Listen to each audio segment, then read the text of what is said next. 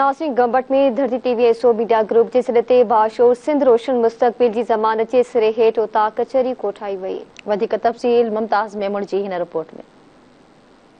धरती टीवी जे सॾ ते बाशऊर सिंध रोशन मुस्तक़बिल जी ज़मानत जे सिरे हेठि समाजी अॻवान हाजी मोहम्मद इस्माइल जामड़ो पारां सकाफ़ती ओताक कचहरी कोठाई वई। सकाफ़ती खट कचहरी में सियासी समाजी अॻवाननि शिरकत कई। उन मौक़े ते ओताक कचहरी में शरीक महिमाननि चयो त धरती टीवी जे सॾ ते अॼु सकाफ़ती ओताक कचहरी मुनक़िद करे सदियूं पुराणी ओताकनि जी रवायत खे यादि कयो आहे। उन्हनि वधीक चवणु हुयो त हे असांजी सिंध जी सकाफ़त का मतिलबु सदियुनि खां पुराणी आहे।